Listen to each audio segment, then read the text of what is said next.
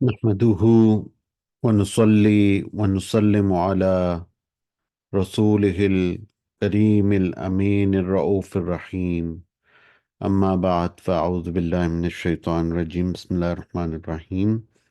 مسلمان کے دوسرے مسلمان پر جو حقوق ہیں اس کے بارے میں ہم بات کر رہے تھے۔ تو جو پہلا حق ہم نے بیان کیا تھا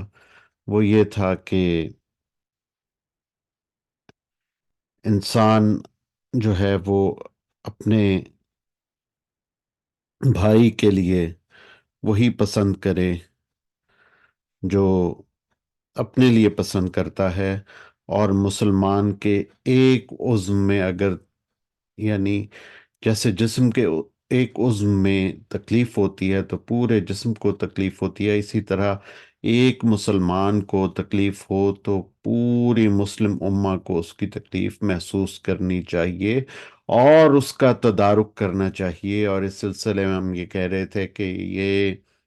جس طرح سے ہم لوگوں نے فلسطین کے موضوع پر بے حسی اختیار کی ہوئی ہے، ہم لوگ آخرت میں اللہ تعالیٰ کے ہاں جواب دہ ہوں گے، اور خصوصاً ہماری حکومتیں جواب دہ ہوں گی، تو ہمیں ہوش کے ناخن لینے چاہیے اور اپنے مسلمان بھائیوں کی مدد کرنی چاہیے قبل اس کے کہ خدا نخواستہ ہم خود گرفت میں آ جائیں۔ تو ہمیں ان کی تکلیف کو محسوس کرنا چاہیے، اور کم از کم ہم لوگوں کو مالی طور پہ تو ان کی مدد کرنی چاہیے نا۔ تو جو دوسرا حق ہے وہ یہ ہے کہ مسلمان کو ایذا نہ پہنچائے، اگر اس کے حق میں بہتری نہیں کر سکتا، اس کو فائدہ نہیں پہنچا سکتا، تو دوسرا حق یہ ہے کہ اس کو ایذا بھی نہ پہنچائے۔ تو رسول اللہ صلی اللہ علیہ وآلہ وسلم کا ارشاد ہے کہ حضرت عبداللہ ابن عمر رضی اللہ تعالیٰ عنہ فرماتے ہیں کہ رسول اللہ صلی اللہ علیہ وآلہ وسلم نے ارشاد فرمایا کہ المسلم من سلم المسلمون من لسانہ و یدہ، مسلمان وہ ہے جس کے ہاتھ اور زبان سے دوسرے مسلمان محفوظ رہیں، یعنی وہ اپنے ہاتھ سے بھی کسی دوسرے مسلمان کو ایذا نہ دے، اور اپنی زبان سے بھی کسی کو ایذا نہ پہنچائے، اتنا وہ بن جائے، بے ضرر بن جائے اپنے مسلمان بھائی کے حق میں۔ اچھا، اس کے بعد جو ہے وہ دوسرا حق آ جاتا ہے۔ جو دوسرا حق ہے تو یعنی دوسرے حق کے سلسلے میں جو دوسری حدیث ہے وہ بھی بخاری اور مسلم میں ہے، تو یہ بخاری اور مسلم سے تھی حدیث، اور جو دوسری حدیث ہے وہ بھی بخاری اور مسلم سے ہے، اور حضرت ابو ذر رضی اللہ تعالیٰ عنہ فرماتے ہیں کہ رسول اللہ صلی اللہ علیہ وآلہ وسلم نے فرمایا کہ فَإِن لَمْ تَقْدِرْ فَدَعَ النَّاسِ مِنَ الشَّرِّ فَإِنَّهَا صَدَقَةً تَصَدَّقَ بِهَا عَلَى نَفْسٍ،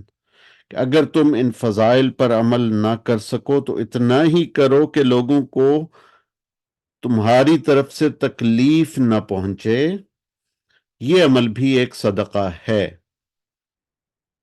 جسے تم اپنی طرف سے خیرات کرتے ہو۔ اور اسی طرح بخاری اور مسلم کی ایک اور حدیث ہے کہ ابو موسیٰ الاشعری رضی اللہ تعالیٰ عنہ نے فرمایا کہ رسول اللہ صلی اللہ علیہ وآلہ وسلم ارشاد فرماتے ہیں کہ افضل المسلمین من سلم المسلمون من لسانہ و یدہ، اور اس کا ترجمہ ہے کہ بہترین مسلمان وہ ہے جس کے ہاتھ اور زبان سے دوسرے مسلمان محفوظ رہیں۔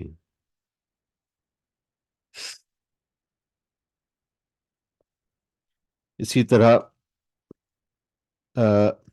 احمد میں ایک روایت آتی ہے، اور عمر ابن عتبہ رضی اللہ تعالیٰ عنہ اس کے راوی ہیں کہ رسول اللہ صلی اللہ علیہ وآلہ وسلم نے فرمایا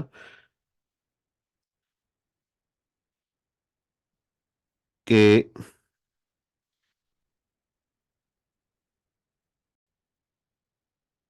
یا رسول اللہ اسلام کیا ہے؟ فرمایا اسلام یہ ہے کہ تیرا دل اللہ کا مطیع ہو اور مسلمان تیری زبان اور ہاتھ سے محفوظ رہیں۔ یہ ہے اسلام۔ عربی میں حدیث ہے، قال رجل یا رسول اللہ ما الاسلام؟ قال ان یسلم قلبك للہ ویسلم المسلمین ویسلم المسلمون من لسانک ویدک۔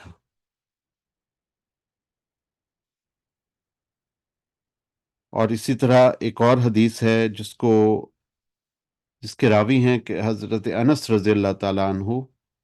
اور حاکم میں آئی ہے کہ رسول اللہ صلی اللہ علیہ وآلہ وسلم نے فرمایا کہ مسلمان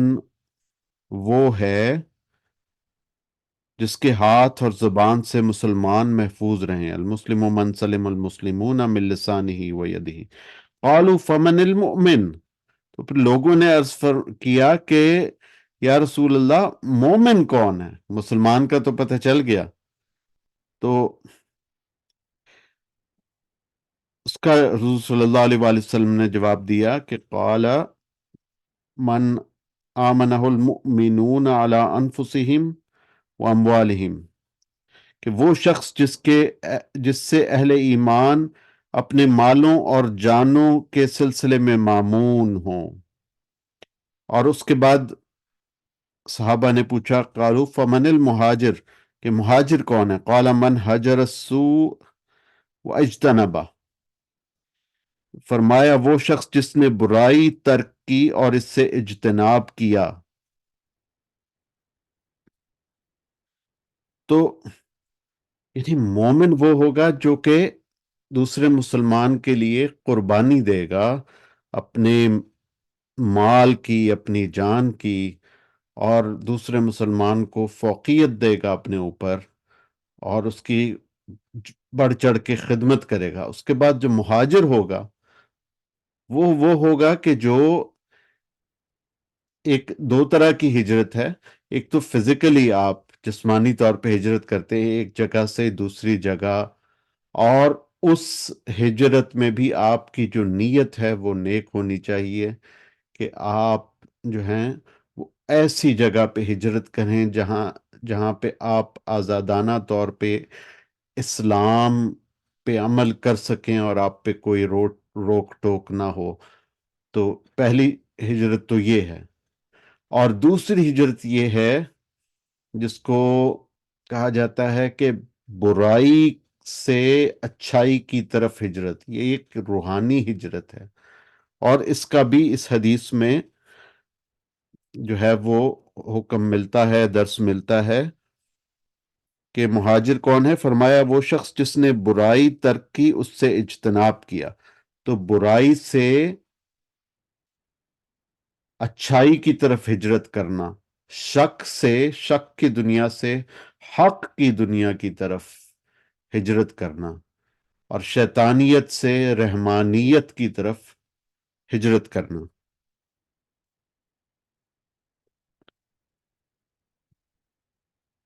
پھر اور جو ہے مسلمانوں کے جو ہے وہ حق میں اگر آپ نے کوئی اچھائی کرنی ہے تو اس کی اور جو مثالیں ملتی ہیں اور جو اس سلسلے میں اور احادیث ملتی ہیں، تو ایک اور حدیث ہے کہ جو مسلم میں آتی ہے، اور ابو ہریرہ رضی اللہ تعالیٰ عنہ اس کے راوی ہیں، کہ رسول اللہ صلی اللہ علیہ وآلہ وسلم نے فرمایا لقد رأيت رجلا في الجنة يتقلب في شجرة قطعها عن ظهر الطريق كانت تؤذي المسلمين، کہ رسول اللہ صلی اللہ علیہ وآلہ وسلم فرماتے ہیں کہ میں نے ایک شخص کو جنت میں اس لیے مزے اڑاتے دیکھا کہ اس نے راستے سے ایک ایسا درخت کاٹ دیا جو مسلمانوں کو ایذا دیتا تھا. یعنی راستے سے آپ کوئی پتھر ہٹا دیتے ہیں، کوئی ایذا دینے والی چیز ہٹا دیتے ہیں، تو یہ بھی ایک صدقہ ہے.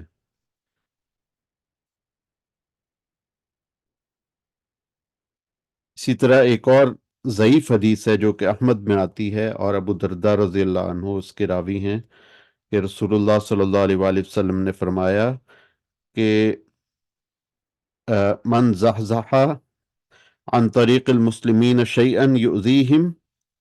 کتب اللہ لہ حسنة او جبلہ بہل جنہ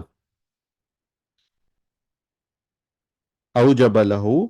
بہل جنہ. جو شخص مسلمانوں کے راستے سے تکلیف دہ چیز ہٹا دے گا،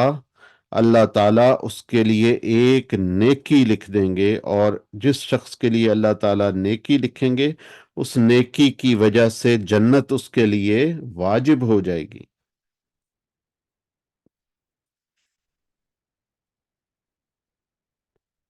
پھر مزید جو ضعیف احادیث ملتی ہیں یا اقوال ملتے ہیں، ان کے مطابق کسی مسلمان کے لیے